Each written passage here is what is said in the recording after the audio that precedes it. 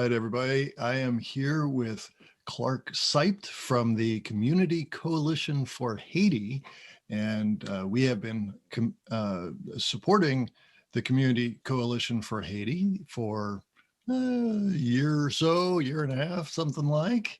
And so we wanted to give you an opportunity to hear a little bit more about it and find out how it all works and what they all do. So Clark, glad to have you with us this morning. Thank you. Good morning. Thank you for having me. Tell us a little bit about the coalition here and how to get started and, stuff like that. Sure. Community Coalition for Haiti is a group of very dedicated volunteers and staff and partners that stretch across Haiti and across the U.S., facilitating healthcare and education ministries within many, many communities in Haiti. And we've been doing so for almost 30 years. We run, it's a long-term partnership and ministry that brings quality healthcare to Haitians, many of whom could not afford that access without it. So we run a primary care center, a physical therapy rehab clinic, as well as a surgical center. And then on the education side, we also train teachers. So we work with more than 20 rural schools, training their teachers, because we know those are the change makers in Haiti. Me or you going into a classroom in a rural mountaintop in Haiti, it might be fun and wonderful and would be a moment in those children's lives. But if we can train up their teachers to be strong and well-equipped and confident, then that truly is the change that's needed within that system. And then there's really cool ways that we connect those ministries as well. And I'm sure we'll get into that later on. Yeah. We're actually, you had asked about how we started, Pastor David. We were a joint mission project between two churches in Northern Virginia. So Vienna Presbyterian Church, who is part of the National Capital Presbytery, came together with First Baptist Church of Vienna, which is a historically African-American church. Many of the members in those congregations had been part of one-time mission trips to Haiti in the late 80s, early 90s. And the medical group that was supporting some of those trips, they were largely surgically focused, had kind of run its course supporting that. And those churches came together and said, you know what, this is important. Let us do this together. And 30 years later, they are still active partners in our ministry, as well as a number of other churches from the National Capital Presbytery and beyond. So it's good stuff. Yeah, excellent. So how would you describe the main goals then for the coalition? Sure.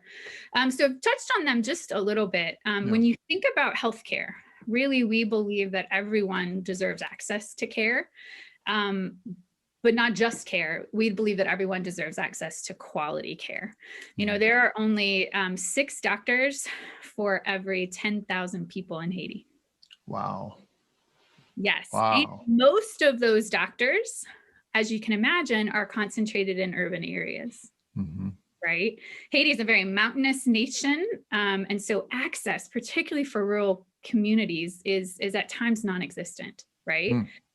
You're also talking about just a systemic kind of evolution of a healthcare system that has left it weak. It has left it broken. I don't know if you've paid any attention to the Haitian news over the last several years. There's been a lot of volatility in it, but kind of the running undercurrents in that is the public health system, the public healthcare system in Haiti just kind of shutting down and going on strike. It's a broken system to begin with. And so our focus is to, one, make sure that patients who need it have access to quality care, but as we do that, we also want to train Haitian healthcare providers, because that's how you strengthen the system overall. We don't operate in isolation. We operate right alongside those partners, whether they're the public hospital in Jacmel, which is where we operate, or private clinics, which many of which are cost prohibitive for people, right? Or other NGOs like us. We believe that there's a role for everyone to play in terms of strengthening that system overall. And that probably echoes, as you hear me talking, you can see how our emphasis on training is also echoed in our education ministry as well. And we talked about that, why we focus on teachers. But as part of that work, we also focus on healthy schools, so making them safe, right? Everybody needs access to safe infrastructure for that. And children and community health, right? Hungry kids can't learn, right? You get them to school, but if they're hungry, if they're anemic, they can't learn. And so we feed over 700 rural school children every single school day.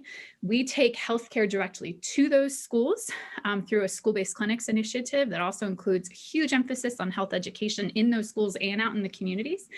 And that public health and health education emphasis is actually the biggest area for growth in the years to come, because we know that another way to, target the access problem is just to prevent illness before it even happens, right? Arm people with what they need, low to no cost interventions in the home, so that maybe they prevent the need to get to an emergency place. We believe that by working in partnership, and I think this is something that Catoctin believes as well, by working in partnership, we can do more together than we can do alone. And so that's the approach we take in Haiti, walking right alongside our partners.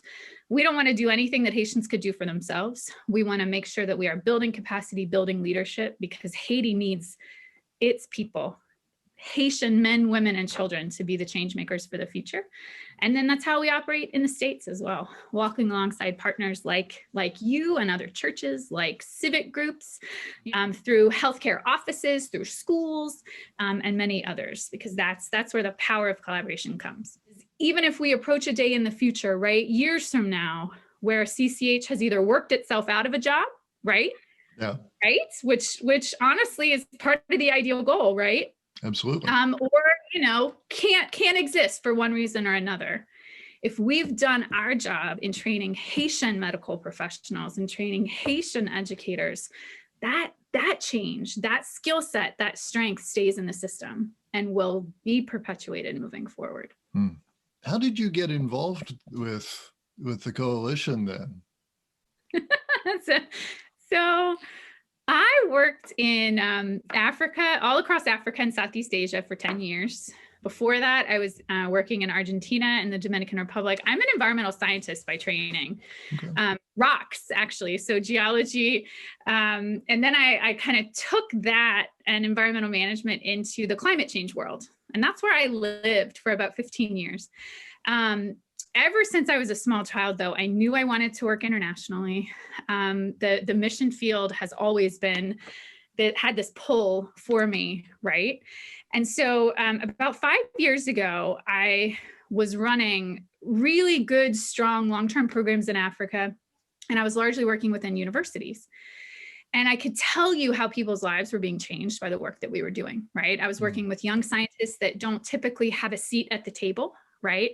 I was working with African scientists who typically don't have a voice at the international scale, right? And so we were building skills and capacity in those young scientists. We were making sure they had access to the most recent literature and studies, and that they did have that voice, right? And it was really good work.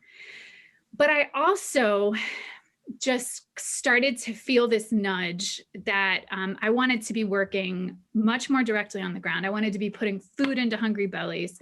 I wanted to, make sure that people had access to the healthcare that they needed, mothers and children and the men and women that were trying to support their families and couldn't, right? Because they were sick or they were hurt and they didn't know how to get their livelihood back. They didn't know how to get their confidence back. And so I started looking. And the posting for Community Coalition for Haiti came across my desk. And I said, no way. I don't speak French. There is no way I can go work in Haiti. This is ridiculous. Nope. And then it came back across again. And, we all know that God works in very intentional, sometimes quiet, sometimes really loud ways, right? And so it was this persistent, hey, knock, knock, knock. And I started talking with the board, and I started talking with the volunteers that worked with CCH and had been working with CCH for many years. And the work was right there, right? We are putting food in hungry bellies. We are helping people get their livelihoods back through healthcare and education and, this type of collaborative work. And the work that I had been doing for the entire rest of my professional career was focused on leadership and building skills in country. And so where they had that emphasis, but it wasn't well developed, right? And so I brought a skill set that helped to just ramp that up. And we've been doing it now for 5 years, and it's good work. It's very good work. Cool, excellent. So you've been with them for just 5 years? Yep. Okay. Wow. So what's the biggest change that you've seen in those 5 years? Ooh, that's a good one.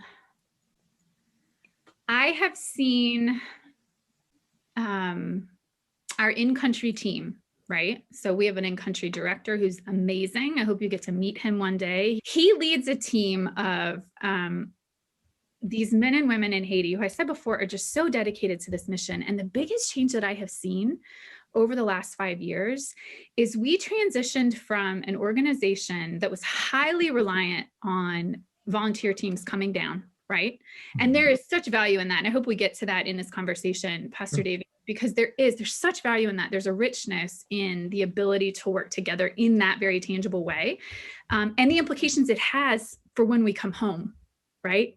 For being advocates for social justice and for telling Haiti's story and for combating this narrative around the evils of short-term missions. So I hope we get there. But the team in Haiti kind of saw their role as a support role, right?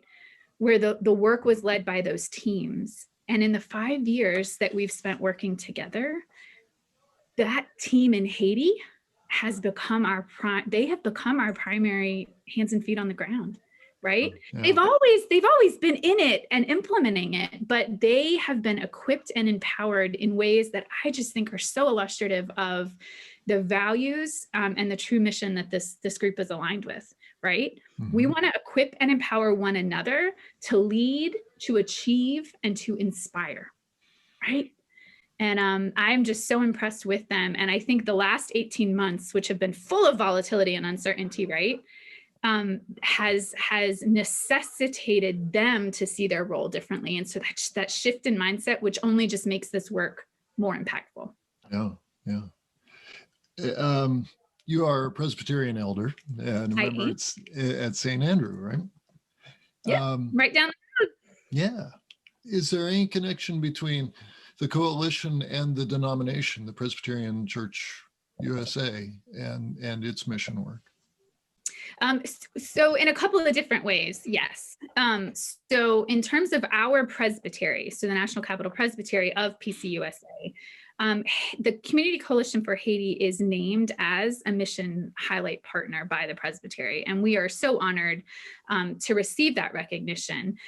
We are also named as the Haiti Network for the Presbytery. So for the congregations that are interested in working in Haiti, in learning about Haiti, in partnering with other congregations that have those similar interests, CCH serves as kind of that connector role, right? To help churches within our presbytery try to figure out how to plug in.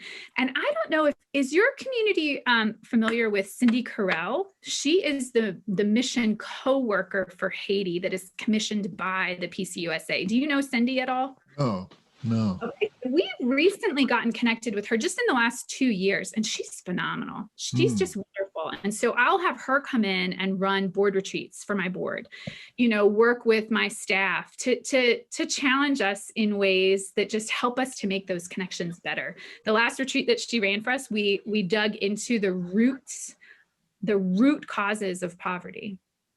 Which kind of speaks to this long-term transformational approach to ministry, right? Where you can keep doing all this great work, these programs, these ministries, all these projects that show true impact in people's lives. But if we're not digging into the roots of what maybe has caused some of these systemic inequalities in the past, or what has really seeded the perspectives that we have and that Haitians have of our partnership together, then we're missing the ball a little bit, right? We're missing the mark.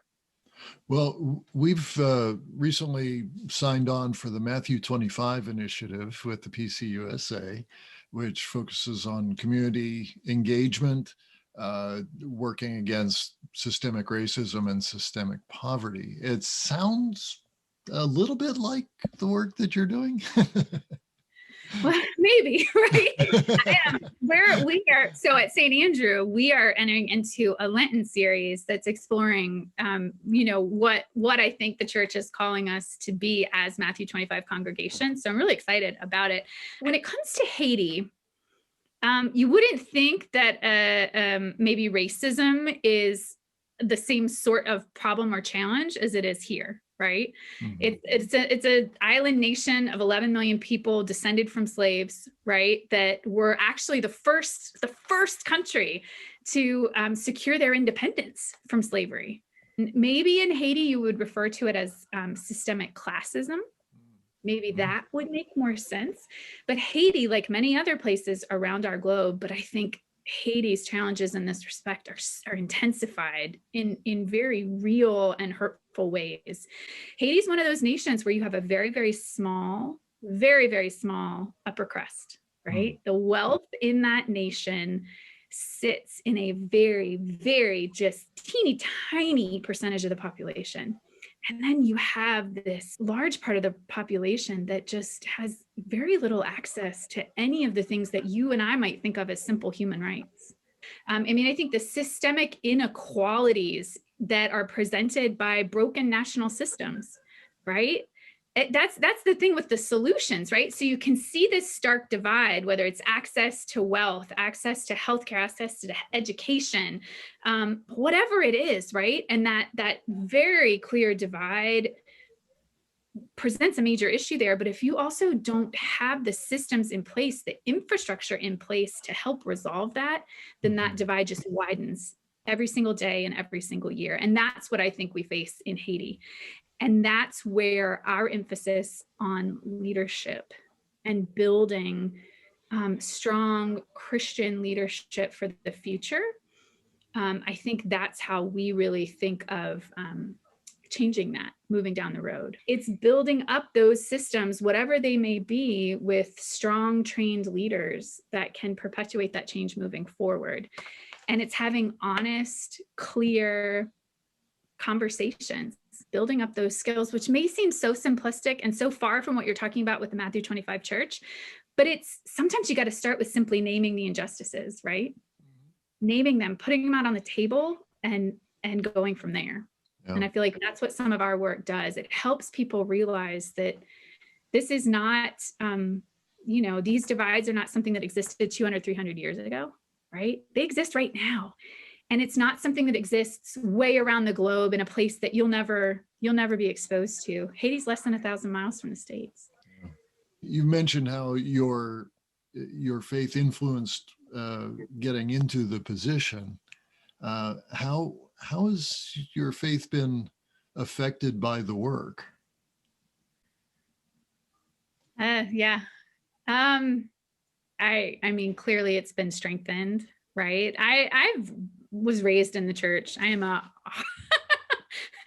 Presbyterian born and bred. And I think all of us go through, right?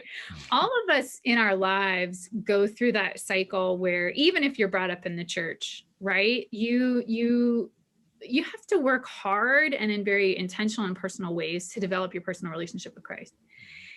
And it's through some of your experiences in your life that I think opportunities are presented in that. I think struggles are part of that. I think that, gifts and choices are part of that. And I had felt, as I mentioned before, for a very long time, that pull towards mission work. And of course, my understanding of that as a child and my understanding of that now as a leader who facilitates mission work, a leader who facilitates co-work and partnership is very different, but it's always been a draw for me. And in many ways, I struggled, honestly, as I was making that transition 5-6 years ago, which I shared with you. But part of it too was I was trying to figure out which way to go, right? I have this background in science training. I have this background in nonprofit management, but I was also kind of feeling a pull towards ministry and trying to figure that out as a young mom and all of those things. And when I came to CCH, when I made the choice to come to CCH, God quickly assured me through a variety of experiences I had in those first 1 or 2 years that, hey, Clark, this is your ministry right now. You are in ministry, right? Yeah. You might not have gone to seminary. You might not be leading a church from the pulpit, but this is my ministry right now. And if there's not a better way to strengthen your faith, to challenge your faith, right? To show you these very clear illustrations of God at work in the world, to challenge you to not only act in the ways that Christ taught us to act, but also think in the ways that Christ challenged us to think. I mean, I am living every single day, some of this scripture. I just shared a devotion with my staff last week. I think it's actually written on my board still. Hold on.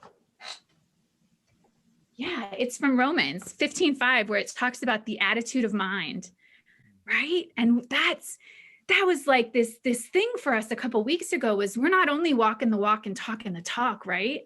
But Christ challenged us to have this attitude of mind with everything that comes to us. He taught us how to do it, right? And so leading work like this has challenged me and strengthened me in ways that I never thought, would be part of my work. Cool. So the other part then is, what can we do? How can we be involved in the work of the coalition? We would love that. And I honestly, part of my approach to figuring out how CCH works best with partners like Catoctin is I want to learn more about what you are most interested in, right? I know that you are a Matthew 25 church now. Let's dig into that and figure out how this work might relate. We are always excited to brainstorm and, think creatively about ways that we can do more, again, that we couldn't do separately. Mm-hmm. We aren't taking teams to Haiti right now. It's not safe. Sure. Because of COVID, because of political unrest. We very much look forward to the day when teams can return. I'm glad this came up because, like I said, we are led by this amazing team in Haiti that even their own perspective of their jobs and their role in this work has changed, particularly in the last 18 months. But teams enrich that work in really powerful ways, right? And CCH is an organization that doesn't just create work for its teams to do, right? We don't say, oh, well, Catoctin's bringing down a team, better think of some projects for them to do, right? Exactly. We say, all right, we are partners in this for the long term. These are our goals currently. How can Catoctin help with those, right? How can the work that you can help us carry out here in the States and in Haiti on the ground help us to advance those goals? And so we would welcome you guys, when it's safe, to travel down with us. I think that also gives you the opportunity, we can talk about the mission, we can learn about the mission, but to see it, to touch it, to smell it, right? To hear it, that just gives you this really personal insight into the work and the people, the goals, the dreams, right? And so I would encourage us to think about that moving forward. That might be a youth team. It might be a mixed youth and adult team. It might be a medical team or an educator team. We've got all sorts of ways that you can get engaged with the work on the ground. So that's one thing I would think about. The other thing is, let's think about what we can do here together stateside, right? How do we advocate for this work together? How can you help us tell our stories? Right. And maybe that starts with these sorts of exchanges where we share stories within your community first. And something might, really inspire the members sitting on one of those pews behind you. And that person's going to tell somebody else. And that's part of the walk too, is just getting the word out about the good, but also the frustrating, right? These sorts of inequalities that we talked about. And from that comes the creativity and imagination. You can tell I'm an elder, right? Yep. The creativity and imagination that then just inspires and spurs on these ideas for work that just continues to advance these goals. We encourage you to pray for our work. We want to pray for you, and we ask you to pray for us. Again, celebrating the joys and the wins, but also praying us through some of these struggles. I do anticipate that 2021 is going to be a challenge, right? I think all of us know that 2020 was atypical. But I think that experience in 2020 is going to spill over into 21 in ways that we might not be expecting, right?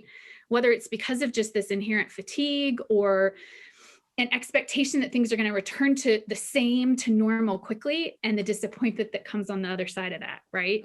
Yeah. So in praying for one another through that, and then also finding really cool ways for you to support the work financially, but also with your hands here in the States, right?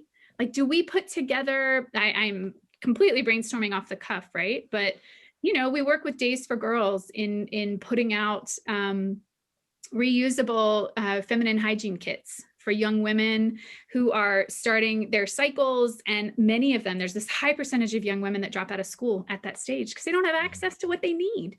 We have some congregations that we work with that have these groups of seamstresses within their congregation that sew reusable products and get to Haiti.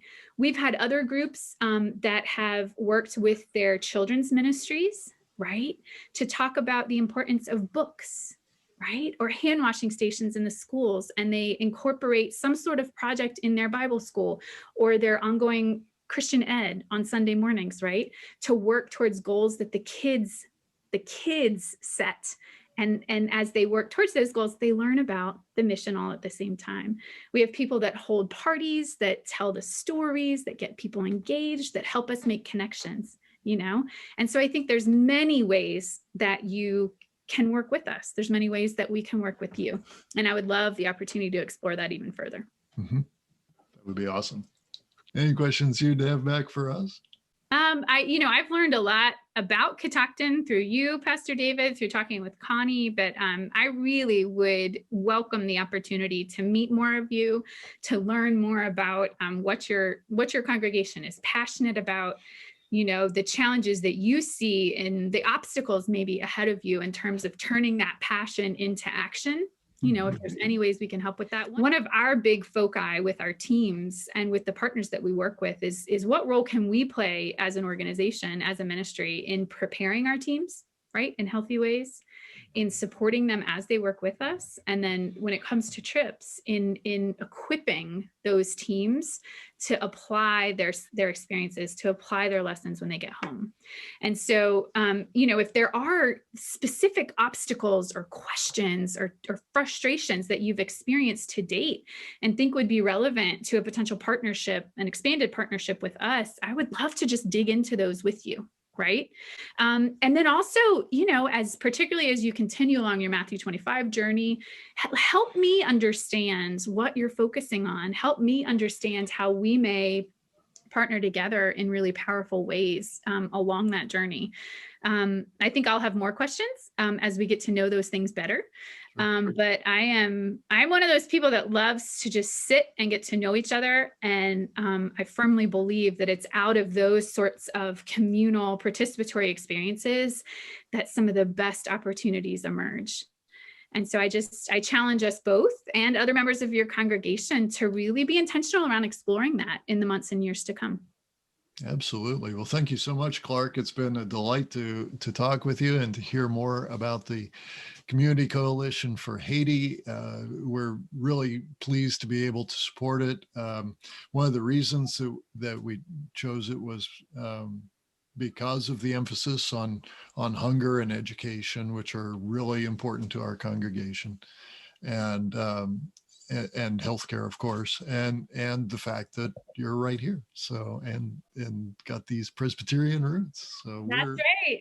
And also, if you do have educators, anyone who wants to be involved in that, there's been this amazing flurry of, similar to how we've all had to pivot, right, when it comes to online versus in-person education and ministry.